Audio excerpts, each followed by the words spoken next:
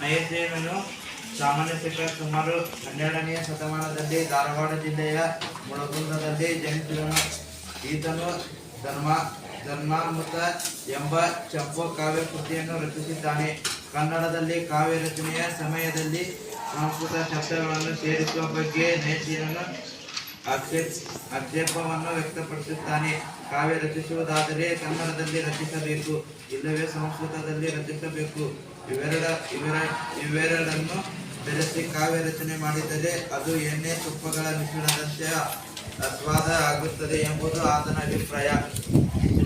ಶ್ರೀ ವಿಜಯನು ಸಾಮಾನ್ಯ ಶಕ ಸುಮಾರು 9ನೇ ಶತಮಾನದಲ್ಲಿ ರಾಷ್ಟ್ರಕೂಟ ಚಕ್ರವರ್ತಿ ಅಮೋಘವರ್ಷನ ನೃಪತುಂಗನ ಆಸ್ಥಾನದಲ್ಲಿ ಇದ್ದನು.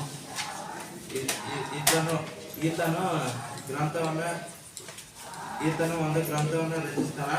ಕವಿರಾಜ್ಯ ಮಾರ್ಗ ಎಂಬ ಲಾಕ್ಷಣಿಕ ಗ್ರಂಥವನ್ನು ರಚಿಸಿದ್ದಾನೆ. ಇದು ಕನ್ನಡ ಭಾಷೆಯಲ್ಲಿ ಉಪಲಬ್ಧವಾಗಿದ್ದ ಮೊಟ್ಟ ಮೊದಲ ಕೃತಿಯಾಗಿದೆ. ಇದರಲ್ಲಿ ಕರ್ನಾಟಕದ ನಾಡು, ನುಡಿ, ಜನ ಮತ್ತು ಸಂಸ್ಕೃತಿಗಳನ್ನು ಸಂಸ್ಕೃತ ಮಾಹಿತಿಗಳು ದೊರೆತಿವೆ.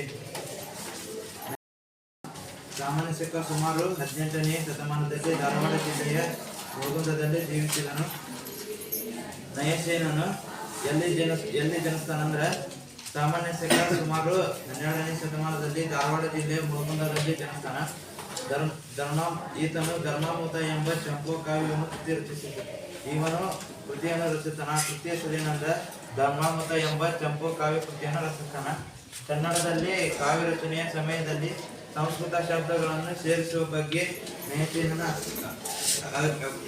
ಆಕ್ಷೇಪವನ್ನು ವ್ಯಕ್ತಪಡಿಸುತ್ತಾನೆ. ಕನ್ನಡದಲ್ಲಿ ಕಾವ್ಯ ರಚನೆಯ ಸಮಯದಲ್ಲಿ ಸಂಸ್ಕೃತ ಶಬ್ದಗಳನ್ನು ಸೇರಿಸುವ ಬಗ್ಗೆ ನಯಸೇನನ ಅಪೇಕ್ಷೆಯನ್ನು ವ್ಯಕ್ತಪಡಿಸುತ್ತಾನೆ. ಕಾವ್ಯ ರಚಿಸುವುದಾದರೆ ಕನ್ನಡದಲ್ಲಿ ರಚಿಸಬೇಕು, ಇಲ್ಲವೇ ಸಂಸ್ಕೃತ ರಚಿಸಬೇಕು. ಕಾವ್ಯ ರಚನೆ ಮಾಡಬೇಕಾದ್ರೆ ಕನ್ನಡದಲ್ಲಿ ರಚಿಸಬೇಕು, ಇಲ್ಲ ಸಂಸ್ಕೃತದಲ್ಲಿ ರಚಿಸಬೇಕಂತ ಹೇಳ್ತಾನ. ಇವೆರಡರನ್ನು ಬೆರೆಸಿ ಕಾವ್ಯ ರಚನೆ ಮಾಡಿದರೆ ಅದು ಎಣ್ಣೆ ತುಪ್ಪಗಳ ಮಿಶ್ರಣದಂತೆ ಆಸ್ವಾದ ಆಗುತ್ತದೆ ಎಂಬುದು ಆತನ ಅಭಿಪ್ರಾಯ. ಇವೆರಡು ಬೆರೆಸಿದರೆ ಎಣ್ಣೆ ತುಪ್ಪ ಹಾಗೆ ಮಿಶ್ರಣದ ಆಸ್ವಾದ ಆಗುತ್ತದೆ ಎಂಬ ಆತನ ಅಭಿಪ್ರಾಯ.